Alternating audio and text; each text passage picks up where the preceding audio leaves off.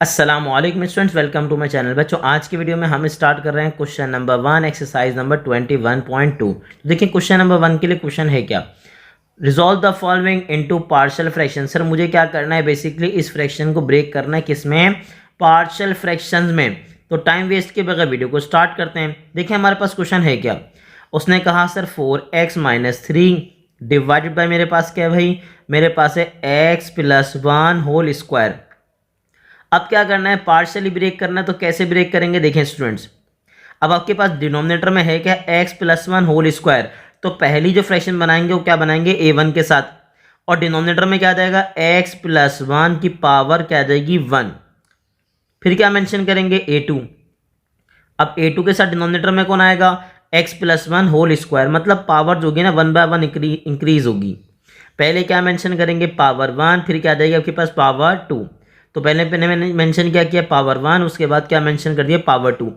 इसी तरह अगर 3 होती तो उसके बाद में क्या मेंशन करता, पावर 3। ठीक है, तो ये आपके पास क्या होगा, इक्वेशन नंबर 1। नाम रखना चाहे तो रख दीजिए, कोई मसले वाली बात नहीं है। अगेन रिपीट करेंगे, अगर पावर आपके पास आ गए, जैसे यहाँ पर है x-2 होल क्यूब, तो पहले में क्या आएगा, पावर 1, फिर क्या आएगी पावर 2, और फिर क्या आएगी पावर 3। अब कुछ नहीं कीजिए भाई, अब लीजिए दोनों का एलसीएम। तो जैसे ही मैं दोनों का एलसीएम लूंगा, x+1 का और x+1 होल स्क्वायर का, तो याद रखिएगा x+1 दोनों में कॉमन है। जब एलसीएम लेंगे तो याद रखिएगा सबसे बड़ी पावर आएगी। ठीक है, जो बेसिकली बड़ी पावर होगी ना, पावर 2 या पावर 3, एलसीएम में बेसिकली वो आ जाएगी। अब मुझे बताइए a1 के साथ कौन है। उसने कहा सर a1 के साथ है x+1 की पावर 1, लेकिन सर नीचे कितनी पावर है, उसने कहा सर 2। कितने कम पढ़ रहे हैं, उन्होंने कहा सर एक पावर कम है। तो याद रखिएगा आप इसको एक पावर यानी कि x+1 से सिंपल क्या करवा देंगे, मल्टीप्लाई। अच्छा, उसके बाद देखें इसके नीचे क्या था, x+1 होल स्क्वायर। यहाँ भी डिनोमिनेटर में कौन है, x+1 होल स्क्वायर। दोनों के डिनोमिनेटर सेम है, तो याद रखिएगा a2 आ जाएगा बिल्कुल एज इट इज। और लेफ्ट हैंड साइड पे आपके पास क्या चल रहा है, उसने कहा चल रहा है 4x-3 डिवाइडेड बाय क्या है मेरे पास, उसने कहा डिवाइड बाय है मेरे पास x+1 होल स्क्वायर। अब क्या करेंगे, उसने कहा सर अब दोनों के डिनोमिनेटर आपस में क्या हो जाएंगे, कैंसिल आउट, और मेरे पास रिमेनिंग क्या बचेगा ये बताइए। उसने कहा रिमेनिंग मेरे पास बचेगा सर क्या, 4x-3। और सर किसके इक्वल है, उसने कहा सर a1 x+1, साथ में मेरे पास क्या जाएगा भाई a2, क्या जाएगा a2। अब जैसे ही यहाँ पर आएंगे, अब उन्होंने कहा सर वही वाला बात, अगर आपने 21 पॉइंट हमारी 1 की वीडियो देखी हुई है तो वही वाली बात। सर कौन सी, कि सर a1 निकालना है तो a2 को क्या बनाना पड़ेगा, 0। a2 को क्या बनाना पड़ेगा, 0। लेकिन याद रखिएगा a2 यहाँ पे 0 नहीं बन सकता। तो अब क्या करेंगे, अब कुछ नहीं करेंगे, इसका नाम चाहे तो रख दीजिए इक्वेशन नंबर 2 और आगे बढ़ जाइए। आगे कैसे बढ़ेंगे, सिंपल आप a1 को 1/1 क्या करवाएंगे, मल्टीप्लाई। पहले x से मल्टीप्लाई करवाएंगे और फिर किससे मल्टीप्लाई करवाएंगे, 1 से। पहले किससे मल्टीप्लाई करवाएंगे, x से, और फिर किससे मल्टीप्लाई करवाएंगे, 1 से। तो बताएं मेरे पास क्या बचा, उसने कहा सर बचा a1x। आगे बताएं a1 1 से क्या बना, a1, साथ में क्या आ गया, उसने कहा सर आगे a2। लेफ्ट पर क्या चल रहा है ये बताइए, उसने कहा चल रहा है 4x-3। सर एक बात देखें, लेफ्ट हैंड साइड और राइट हैंड साइड आपस में क्या है, इक्वल।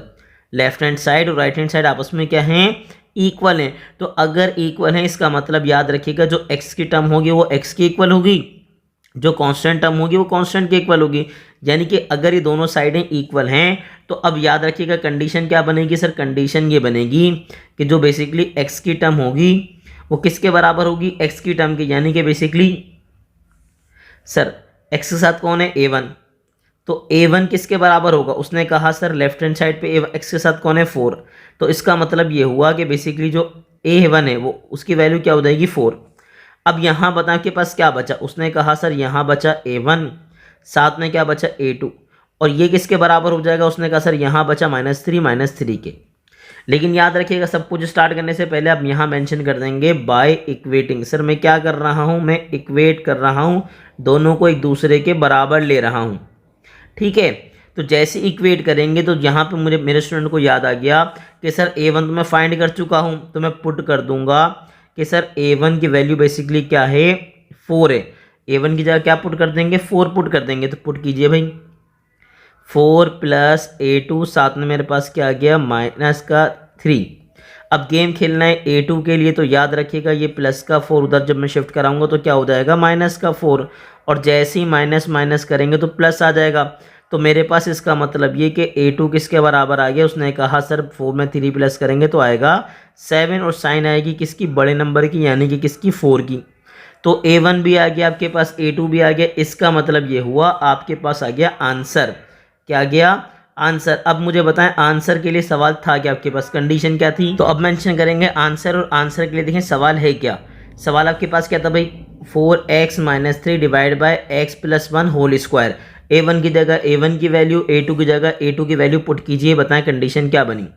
उसने कहा सर मेरे पास क्या आ गया भाई, 4x - 3 डिवाइड बाय, मेरे पास बताएं क्या है भाई, x + 1 होल स्क्वायर।